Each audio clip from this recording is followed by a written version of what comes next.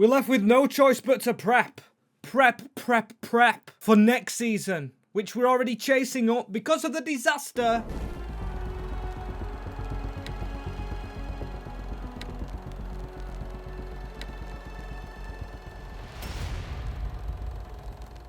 I don't believe it. Everton out of the Conference League in the round of 16. Yes, Rangers a tricky outfit. We did doom 20 to defeat, taking one of their better players in Hilson, and elect one without Sardella, and they're progressing, with us not, and now Lorenzo Lucha asking to play in the league, which we're going to have to focus on, and the focus pretty behind on. Sitting 13th, we put everything into that Conference League. A +1 goal difference could jump. I would say a good season is above Manchester United. However, only 8 games left.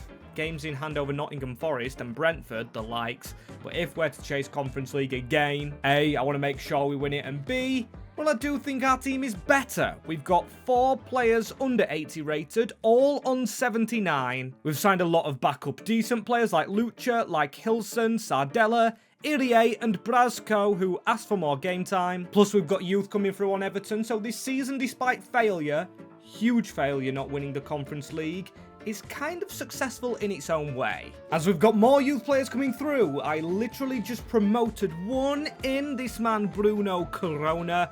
Got that name that an ex-Mexican player had. I couldn't find anyone anywhere else. We've got Tom Moss with 91 to 94 potential. Playstyles on him as well. We've got Dylan Glover, also Marijus Balunchas, who I am not going to promote for now, but I am going to see how we do in this first game against Nottingham Forest. As if we go ahead and do well, the chase for Europe could still be on, but I'm not going to say it is on until we actually win maybe 2 or 3 games in a row. This is followed up, by the way, as well by Liverpool and then Manchester United. Everton are going to have to pull off a miracle here, and we're already running into each other. Tiano Barry into and die. Diblin running on. Now also an inside forward. I'm trying to utilise them 2 players out wide as cutting inside players. Always works for me in saves, and that's why. And Dice run inside. Tiano Barry, that was a difficult ball. He does very well with it anyway. The first 10 minutes here at the Forest ground, where Dwight McNeil's now playing, is a decent one, but sells us on everything. And I see Tiano Barry making a little bit of movement. Not enough, but can we get a goal before half-time? That's Ndai, straight on it. Over towards Tiano Barry. He was flying. As a draw here really doesn't set us up for any success. I think the best thing we could do is beat Liverpool at the Hill Dickey, get the fans back on our side after disappointing them in Europe. As Nottingham Forest playing some good football, obviously, in real life. They've just been beaten last night against Midtjylland, and that's a brilliant run, Tyler Diblin. Tiano Barry not onside. Luca maybe has to come on. That was a really well-constructed pass. If Barry was onside and Gibbs White into Hutchinson. Now Hutchinson across. Cali Mwendo, that's too easy. We need to stop Forest playing here. We've got Luca trying to come on. Also Irie onto the wing, as that's Cali Mwendo. With 15 minutes to go here. Nottingham Forest taking the lead. His 18th goal of the season. What? Cali Mwendo's not that good. You're not that guy, pal. You're not that guy. As Irie, get us straight back level, please. We can't really afford to lose this one, or we're out of any European push. The wrong player got the ball. As Dewsbury Hall now on the edge of the box into Gardner. Yep, he's overrun it against his former team. The worst possible start, and it is Liverpool up next. The way the league's got us rolling, I still think we could push for a top half finish. Although, unfortunately, I think Europe is out of the window. So I'm going to go ahead with my plan to play youth. And I did loan some youth out. We've got so much here. Mirza Hilal is to a 66. And oh my days, Vasily Antony in half a season. 19-year-old, 73 rated. That's almost as good as Siraki Irie, who's 2 years older.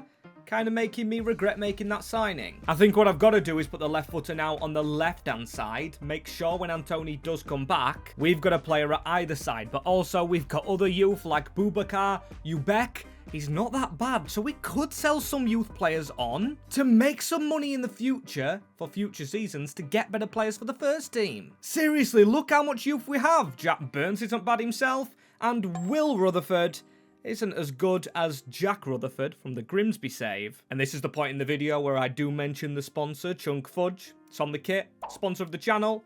click down below if you want to get some. Handmade and high quality fudge, as now we're going to promote Marijusz Bakunas. We're also going to promote Dylan Glover, and we're promoting Tom Moss, giving us so much youth here. I love the options. I think we've got now 10 promoted. In this entire save as for Liverpool, just one change, and it's Luca, because we are going to play with the tall man to try and beat the Liverpool defenders. Plus, Barry was a little bit poopy, so here we go. It's Toffees versus Redmen. The derby game of all derby games. Arne Slot is not in charge anymore, I don't think, because why the heck would he have Liverpool doing that tactic? All they do is try and look after the ball, and we've got to look after the ball. Do not upset the fans, lads. Come on, we're at home against our fierce rivals. I remember the first game vividly in the second episode, I think. One of the most boring games I think I've ever played in career mode. And if we're just going to stand offside, lads, let's go home. Gifting them possession. Cody Gakpo into Ekitike. Get the block inverts. I think that's a youth player. They're playing youth in the derby? Okay, let's make them regret that immediately. Lorenzo Luca has a run, but Tyler Diblin's got more pace. Tyler Diblin, he beats Leone to the ball! 1-0 against the fierce rivals. 6 minutes in, or 6th goal of the season, sorry. Tyler Diblin gets it, beating Liverpool. Get in there! What we needed! Now, half an hour in, Liverpool look a little bit lost. They've gone with youth. If it's not Arne Slot in charge, he should be sacked after this performance. Whoever it is, and Isak going slightly forward, him and Ekitike playing together. I thought that was a regen. It's actually Frimpong. He's really that small. As Jared Branthwaite doesn't shove him off the ball still. Cody Gakpo into McAllister. He's going around us a lot. Liverpool dancing in the box until Big Jake O'Brien steps in the way. And this is where I wanted the counter-attacking football to work, which I tried against Manchester City. Came away with a draw. It's Tyler Diblin. Lucha, he's 6'7", should beat Canate in the air. Got to try and play because that song will be going around the stadium everywhere. Gomez, best player this season. I think he's my player of the year. Maybe let me know in the comments below. Do I start the player of the year voting shortlist again? On the poll on the channel, maybe I do, as Garner into Gomez again. Gomez needs to look for this angle. Doesn't get it. But he goes inside to Garner. There's a run on here for Ndai. Across the box, Kanate's their best player. Ryan Gravenberg, what a tackle from Jared Branthwaite, who did actually get a bid in from Liverpool. And 2 passes through the middle. Now Luca doesn't have pace, so we'll leave it for Tyler Diblin, who has shredded Leone for 2-0 Everton. Him again, Diblin again. Brace for him in the derby. At least the fans will be happy now. Threaded through on goal after the disappointment of Nottingham Forest. And now I'm happy to just play the youth. I've made the changes. Barry's on. Also Hilson. Brasco getting a bit of game time because I now want to grow my players a bit. Of course, I still want to win this derby today, but we want to grow for next season. Maybe go for Conference League. Or, sorry, Europa League instead of Conference. Gakpo on the edge of the box. Don't let him on that left foot of his as Gravenberg. There we go, a big save, Jordan Pickford. As Diblin will not get his hat-trick. The final minutes, they got a corner and Ndai whacks it. Giving them fans something to be proud about. I don't think they're necessarily celebrating too much because obviously Liverpool above us. And we are petering out with our season. But hey, that win somehow takes us to 11th. Still with the game in hand, and a chance for 42 points. Now, I don't know if 9th will actually put us into any European competition, but I'd love to be in that top half, as we don't have much money for youth or for coaches. All the youth already in the team. This team is going to get tireder, but I'm going to change it for the better of some of the players we actually signed, like Sardella, like Irie, Hilson, Barry, and I'll put Brasco in for Gomez, because Crystal Palace is literally 2 days after the last game we went and played, and it is a 2-0 defeat to Crystal Palace. Okay, back to basics for Everton here. That dream of doing well I had, we can bin it off as Hilson. I'm going to tell him to take some time off. Might as well, we do have youth waiting. In the wings, like Will Rutherford. Maybe he gets his chance. Hilal's still out on loan, so he can go enjoy some potentially longer holidays before next season. I don't want him going and leaving. Rutherford on the bench, Tarkowski into the main team because it's still very tired from the first half of the season when we was running on nothing, and it is a win. Tarky actually gets a goal. We beat Man United at Old Trafford. Maybe everything isn't doom and gloom. Newcastle are up next, but our game in hand is gone. Now Brentford have the game in hand over us. With any crucial games actually left, maybe we test ourselves against Arsenal, but Bournemouth, Bournemouth away at the Vitality. Now, are they playing for anything? They're not really. They're like us. They're not really battling against relegation, which Sunderland have done very well to get away from. So I might against Bournemouth. Target using the youth, as Tarkowski's still getting bids in, and that bid from Ipswich does look favourable, but he's our experienced guy. Don't want to be selling him, and definitely not selling Jake O'Brien. In fact, he wants to sign up again. Mykolenko does, but he's got 3 years. Or 2 years left on his contract, so Jake O'Brien signs a new deal. And before we just sneak onto Newcastle, I saw something, and I'm not talking the position change of Irie, which I am going to get done. I'm talking this. João Gomez is out for 5 weeks. Jumper's knee injury. Our best player out for the rest of the season, kind of summing up the season overall. Cummings and Rutherford back on the bench. We are back to relying on a bit of youth, as we lose 1-0 and Voltemada dreams of the Barcelona save we just did. When I see that man score, Irie has changed to a left-hand sided player, and hopefully one still for the future as we beat Fulham 2-0. Before Arsenal away, a 2-2 draw, and Tim gets a goal to equalise. I love that from a man I've trusted so much, and it actually gets me thinking,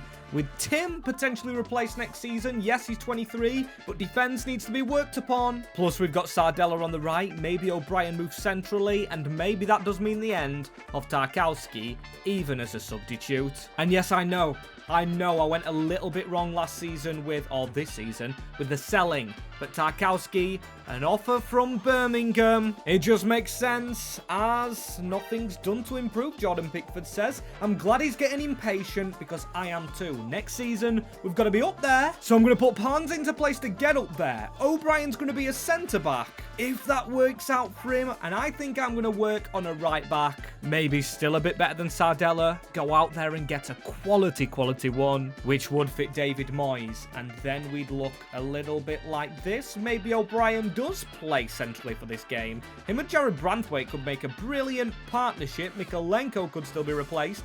Of course, we do have Gomez instead of Brasco. Dewsbury Hall's getting older, but we do have Hilson, so if he doesn't feel homesick for too long, this team could really take shape for next season. Leading me on to my next worry, and the worry you might not expect. I know we did sign a striker, and Luca's gone up +3, Tieno Barry's gone up +2, but we're going to check the goals at the end of the season, and these two, if we are to make Europa League, do have to improve for me rather significantly, as there is confirmation Tarkowski will leave.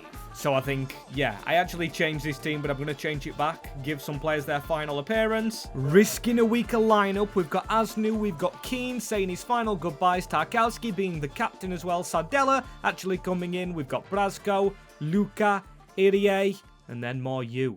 How's these young lads going to go for us? We're always in this bloody away kit, which kit should be changing next season. Hopefully you guys like the designs. I don't know about these ones. The ones I made myself, obviously, but hopefully the next ones you do really like, as I've got big hopes for future seasons. Hopefully when we get to Europe, as well as Irie. On this left-hand side, he's been allowed to run, getting back on his left foot. Dodgy decision, but Rutherford's cut it out. Terrible passing lane. The gamble we take with youth, as Brasco gets the ball back. Christie, good block. They've got a lot of versatile players. You've got to watch out for Bournemouth. The Chicky Cherries. Sounded like I said chicken then, but Tricky Cherries. Aldi, oh my days. Travers, what a good save.